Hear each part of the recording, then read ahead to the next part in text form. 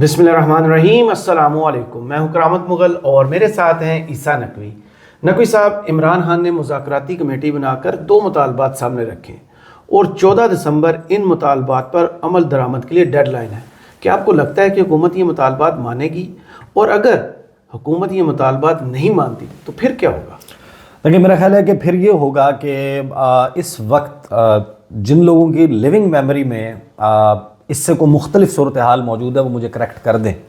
میرا خیال ہے کہ اس وقت جو شروع ہونے والا ہے یا ہو چکا ہے یا جس فیز سے ہم گزر رہے ہیں، یہ میرا خیال ہے کہ ایک بھیانک مرحلہ ہے سیاسی لڑائی کا، صحیح، جس کا آغاز ہو گیا ہے۔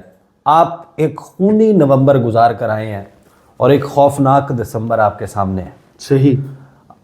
کرم میں کیا ہوا؟ جی، آپ کے جو فرقہ وارانہ فسادات ہیں اس کی چنگاری موجود ہے۔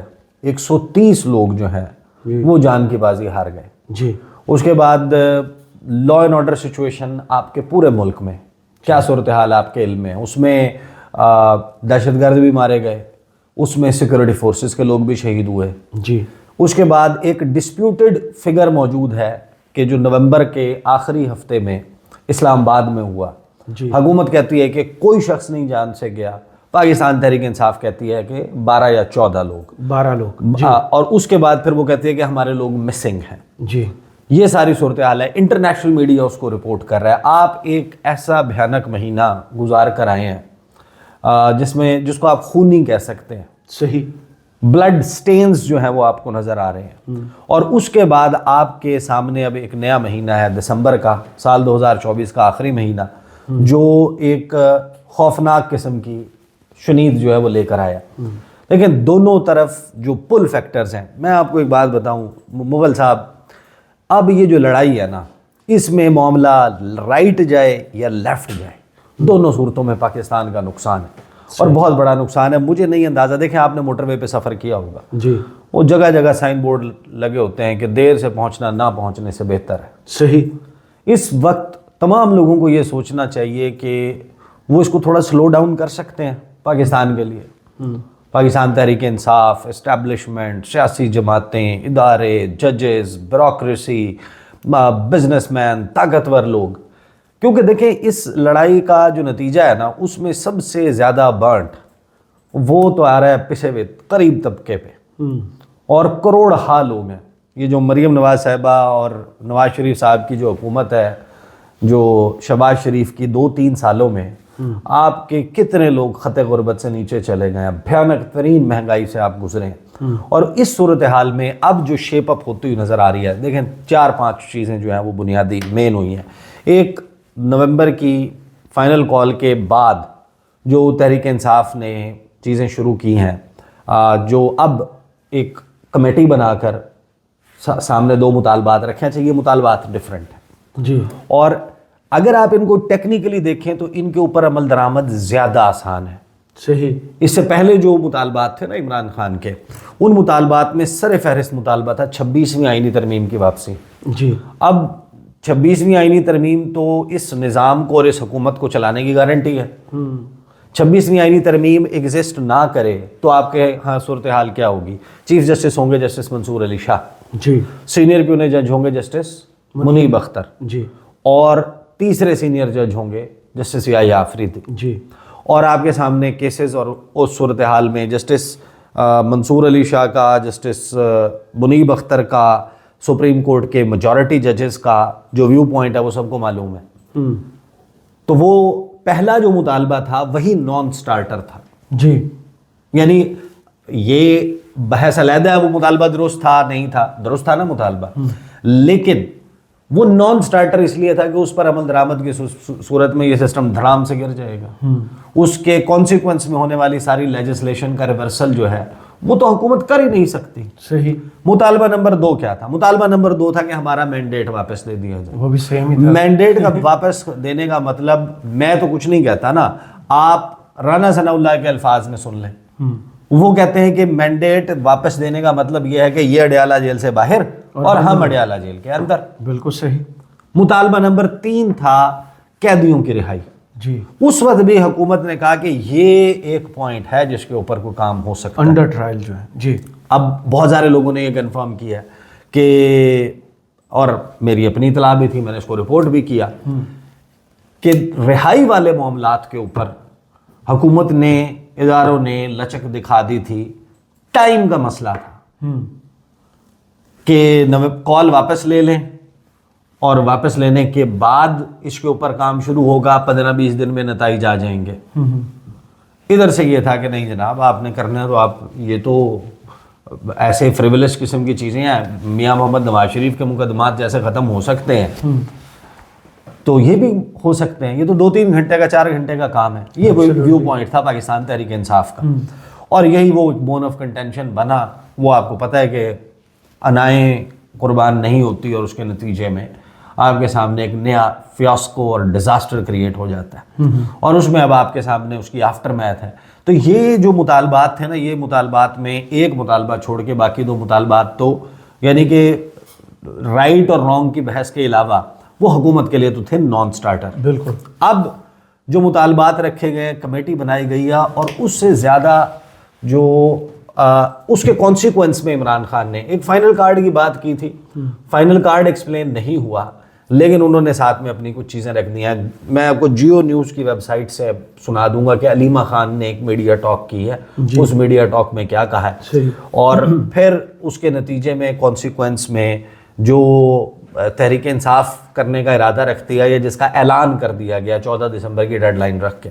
اب 14 دسمبر ہم گفتگو کر رہے ہیں, آج کیا تاریخ ہے, 7. جی, تو 7 دن یعنی 1 ہفتے کی بات ہے. اور اس کے بعد انہوں وہ ایک پشاور میں خیبر پختونخوا میں یوم سوگ, اور اس موقع کے اوپر ایک کال جو ہے وہ دے دی جائے گی. اس کا نتیجہ کیا ہوگا اور وہ کتنی افیکٹو ہو سکتی ہے, اس کے اوپر بھی بات کر لیتے ہیں.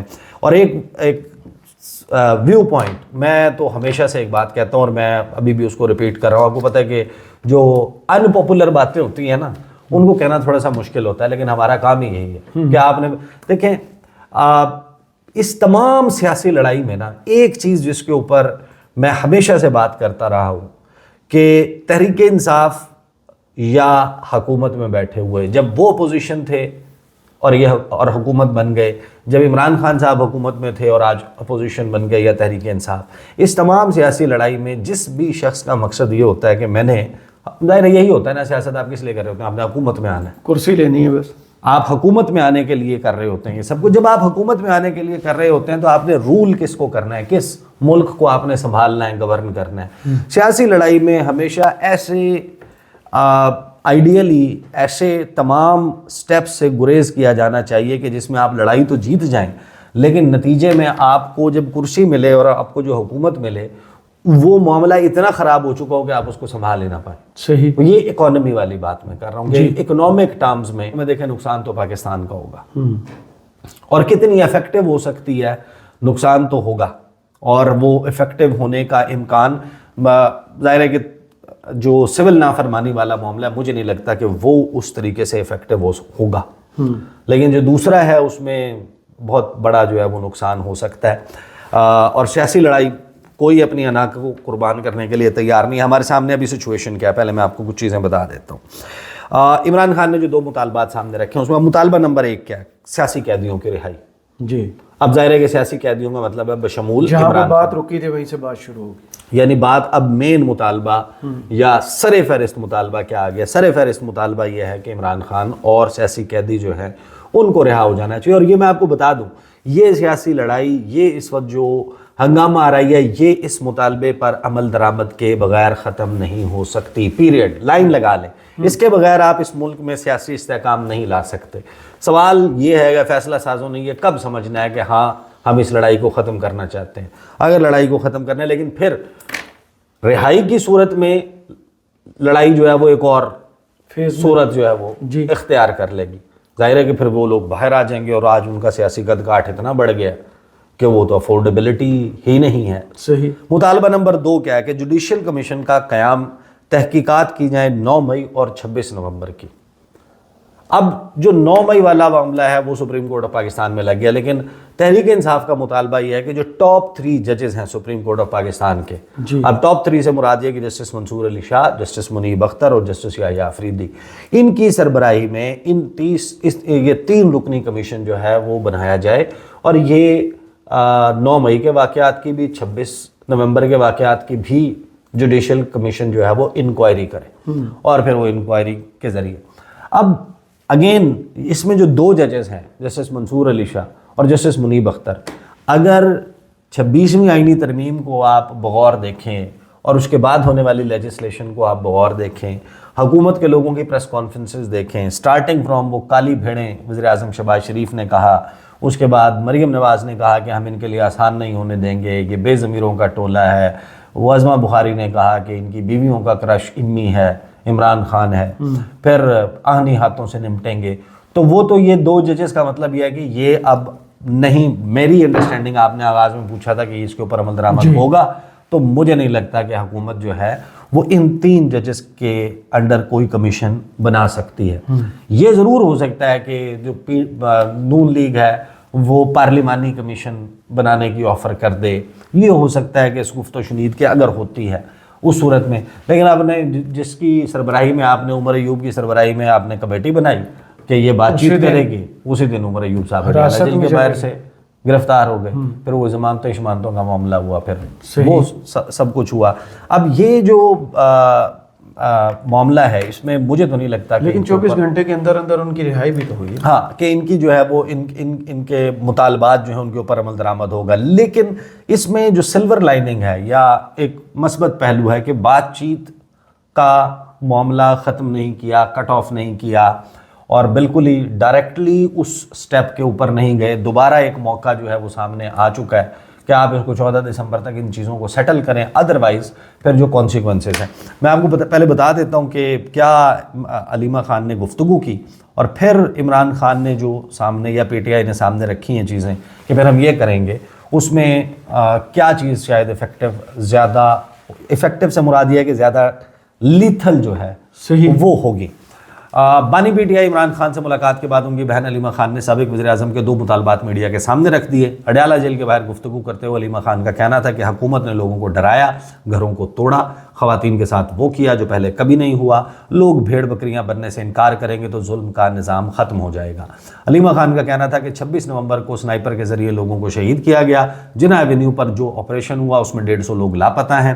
حکومت کو تنقید کا نشانہ بناتے ہوئے علیمہ خان کا کہنا تھا کہ پہلے آپ نے جمہوریت کو ختم کیا، جمہوریت قومی اسمبلی، عدلیہ اور میڈیا پر کھڑی ہے، ان تینوں چیزوں کو زمین بوس کر دیا گیا. اس نظام میں کوئی سرمایہ کاری نہیں آئے گی اور نہ ہی تحفظ ہوگا. آگے کے دن بہت برے ہیں، بجلی گھر انہی لوگوں کے ہیں جو ملک کو کنٹرول کر رہے ہیں. علیمہ خان کا کہنا تھا کہ عمران خان نے 2 مطالبات رکھے ہیں، سپریم کورٹ کے ججز کے نیچے جے آئی ٹی بنائی جائے، جے آئی ٹی 9 مئی اور 26 نومبر کے سانحات کی تحقیقات کرے. دوسرا یہ کہ اگر اسٹیبلشمنٹ مذاکرات کے لیے آفر دیتی ہے تو پی ٹی آئی کی مذاکراتی کمیٹی ان سے مذاکرات کرے گی. ساتھ میں انہوں نے حکومت کے ساتھ بھی مذاکرات جو ہیں اس کا انتباہ دے دیا. اچھا، رانا ثناء اللہ اس کے اوپر کہتا ہے مذاکرات کا دروازہ بند نہیں، پی ٹی آئی سیاسی گفتگو کرنا چاہے تو ہم تیار ہیں. اب اس سے مراد کیا ہے کہ آپ نے ایک سافٹ فیس کر کے ایک بیان وغیرہ تو دے دیا لیکن وہ کسی بھی ان کے مطالبے کے اوپر بات کرنے کے لیے تیار نہیں. وہ دوسری طرف خواجہ آصف کہتے ہیں کہ 9 مئی اور 26 نومبر کو بغاوتیں ہوئیں، احتساب نہ کیا تو دروازہ کھل جائے گا. تو یہ دونوں چیزیں سائملٹینیسلی چل رہی ہیں. اب اس کے نتیجے میں 2 چیزیں کہی ہیں. ایک کہا ہے کہ جناب ہم اوورسیز پاکستانیوں کو یہ کہیں گے کہ ترسیلات زر جو ہیں بند کر دیں، پیسے پاکستان نہ بھیجیں. دیکھیں اس میں فرینکلی سپیکنگ یہ کوئی ڈھکی چھپی بات نہیں ہے، سب کو معلوم کہ میجورٹی جو ہے، اوور ویلمنگ میجورٹی اوورسیز پاکستانیوں کی، وہ پاکستان تحریک انصاف کے ساتھ ذہنی طور پر ایسوسیٹ کرتے ہیں. لیکن اس میں سوال یہ ہے کہ جو خاص طور پر، میں مغربی ممالک کی بات نہیں کر رہا، جو خاص طور پر لیبر آپ کی موجود ہے گلف کنٹریز میں، وہ گئے ہی روزگار کی غرض سے ہیں. کوئی اپنی بہن کے زیور بیچ کے گیا، کوئی اپنے باپ کی کوئی مکان، زمین بیچ کے گیا. اٹھایا جاتا. اچھا، وہ کیوں گیا وہاں پہ؟ کہ وہ کچھ کمائے گا اور کما کے بھیجے گا تاکہ گھر چلے. جی.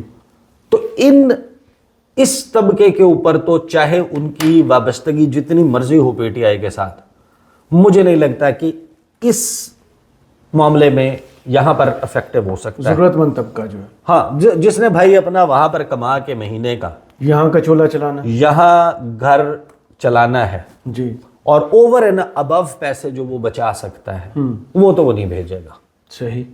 جو پی ٹی آئی سے وابستہ ہے.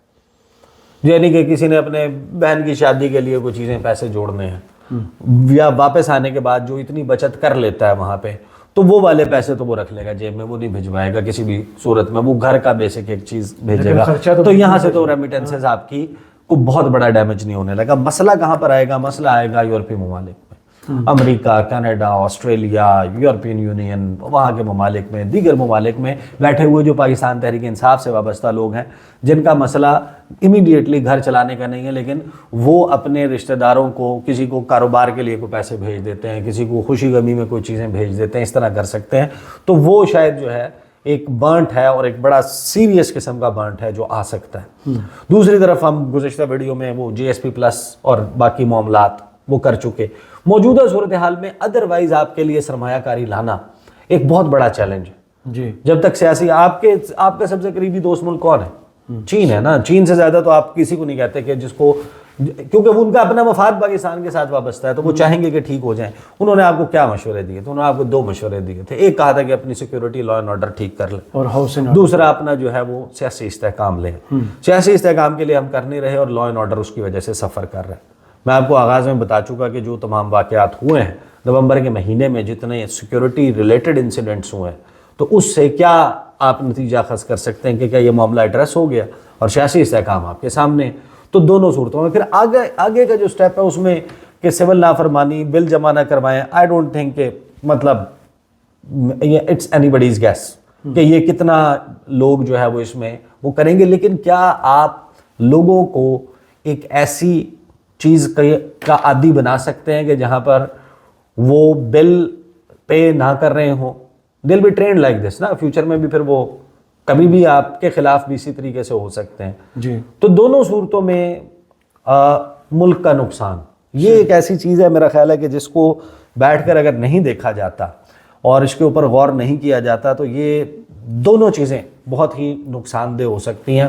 اور اس لڑائی میں, اس تمام معاملے میں جو خاص طور پر اکانومی کے معاملات ہیں, جب یہ سفر کریں گے تو ہر پاکستانی ڈسٹرب ہوگا. بٹ دوسرا کاؤنٹر آرگومنٹ یہ ہے کہ اگر اس سے ہوگا, یعنی ہم یہ تحریک انصاف کے لوگوں سے جو آپ پوچھتے ہیں کہ اچھا آپ یہ کر رہے ہیں, آپ یہ کر رہے ہیں, اس کے نتیجے میں یہ ہوگا, یہ ہوگا, یہ ہوگا, آپ کا پولیٹیکل سپیس اگر نہیں بنتا پھر بھی تو نقصان جو ہے وہ لوگوں کا, وہ کہتے ہیں کہ آلریڈی لوگوں کا جو نقصان ہو رہا ہے, جو یہ حکومت ہے جو اس کا کسر تو نہیں جو اس کا یعنی وہ ایک سٹاک ایکسچینج سامنے رکھی ہوئی ہے کہ وہ اس کے پوائنٹس بہتر چل رہے ہیں. ارشاد بھٹی صاحب نے بڑا پیارا جملہ بولا تھا. انہوں نے کہا تھا اگر اس مرتبہ سٹاک ایکسچینج اوپر جاتی ہے نا تو اسے چاہیے عوام کو بھی ساتھ لے کے جائے. عوام نیچے رہ جاتی ہے اور وہ اوپر چلی. کیونکہ یہ میں آپ کو ایک بات بتاؤں, اگر تو یہ آ کے کہے نا شہباز شریف صاحب اور حکومت کو ایسی پریس کانفرنس کرے کہ بھئی یہ 500 بڑا انڈسٹریل یونٹ جو ہے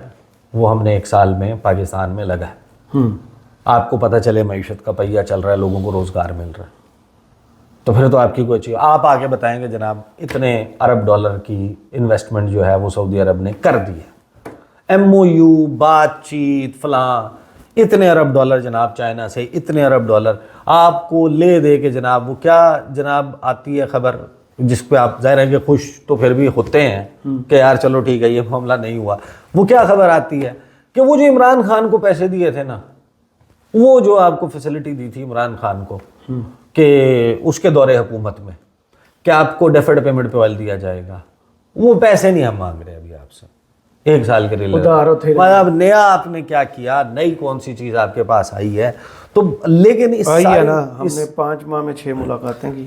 لیکن اس ساری صورتحال میں جو سوال ہے وہ سوال موجود ہے کہ آپ تھوڑا سا دیر سے پہنچ سکتے ہیں, کبھی نہ پہنچنے سے بہتر. تو لڑائی اس وقت دونوں اطراف میں یہی ہے کہ فی الحال جو ہے وہ جو پہنچے گا تو دوسرا والا کبھی نہیں پہنچے گا. چلیں اسی نوٹ پر ویڈیو کلوز کرتے ہیں. بہت شکریہ عیسیٰ نقوی آپ کے تجزیہ کا. کمنٹس باکس میں ضرور بتائیے گا یہ ویڈیو آپ کو کیسی لگی. اجازت دیجیے, اللہ حافظ.